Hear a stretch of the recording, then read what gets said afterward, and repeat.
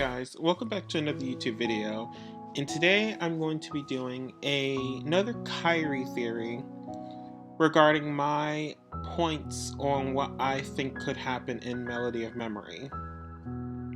So this might not be a pretty long video as usual, but the reason I'm making this video is because HMK made a video today about how maybe Sora could be the potential next vessel or the key to his final plan, which would be actually pretty interesting.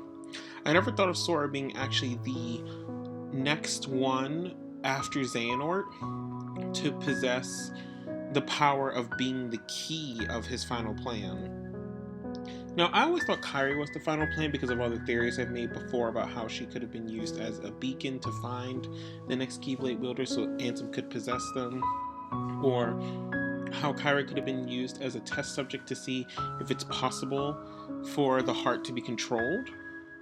But the thing here is that, which I do agree with HMK's video because, well, he inspires me to make YouTube videos, there's one thing here that I actually would not like. If Sora was the final plan of Kingdom Hearts, wouldn't that technically cause a, let's say, disturbance in the community due to the fact that I think it'd be better if, well, like I have up here, if Kairi would be the one to be the final plan. And there's one reason why.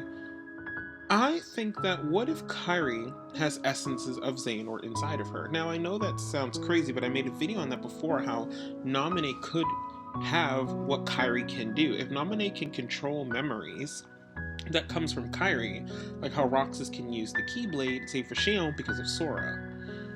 Well, the thing here I'd like to explain is that I believe, in my opinion, this will never be fact until we know, that what if Kairi becomes the next predecessor of what Master Xehanort left behind, or Ansem? Now, I know this sounds like a stretch, just like how a lot of people said that the video that HMK made could be a stretch with Sora.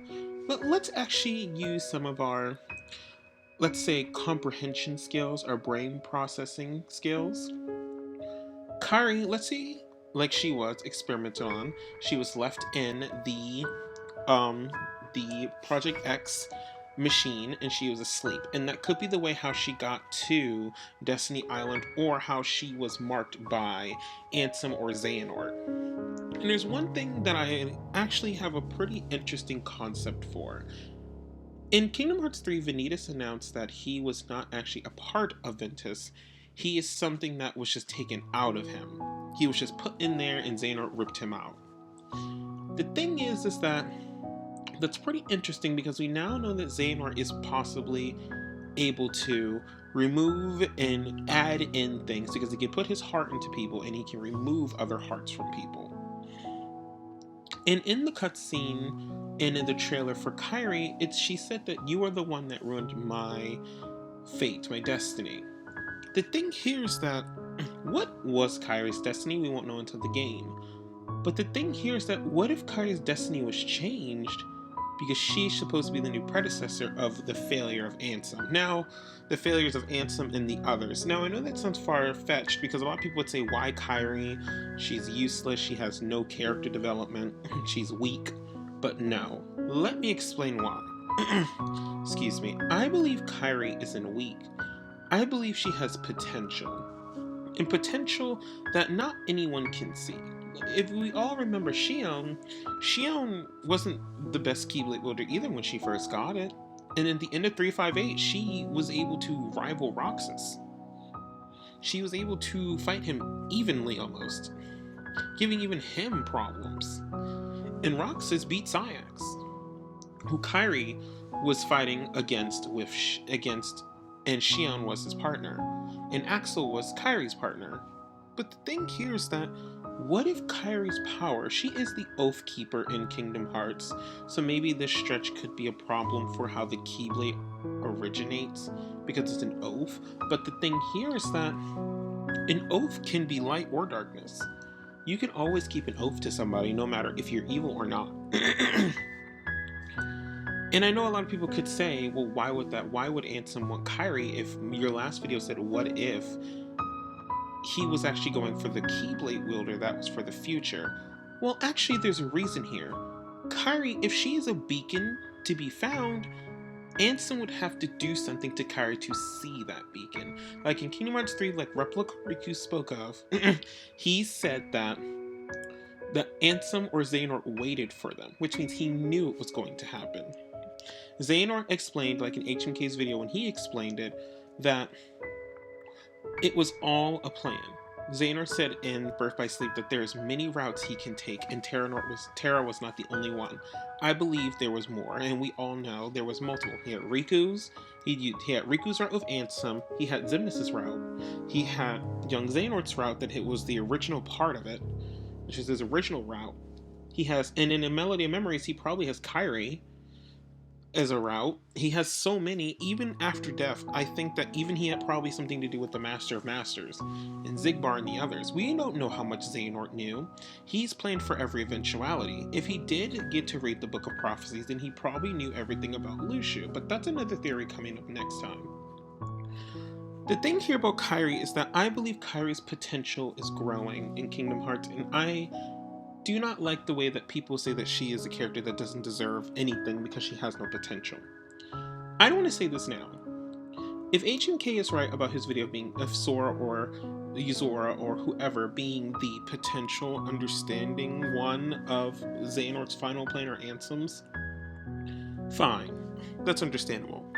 But this could be the perfect way to build up Kairi. The thing here is that Kingdom Hearts has done everything so far, and they've already made a hero a villain, which would be Riku. But technically in Kingdom Hearts 1, Riku was not a hero. Riku was just a kid. I think that would be impressive is that what if Nomura, now this is a theory, always planned out from the beginning that the Oath Keeper is an oath between Sora and Kairi, but an oath is a promise. And a promise can be broken by destiny. Fate and destiny can break anything. And like how Namine explained, she can change the memories of those which can change their fate and destiny. And that's pretty interesting because if that's true, Namine is a part of Kairi, which means that Kairi can also change her own destiny. But she probably doesn't know that yet.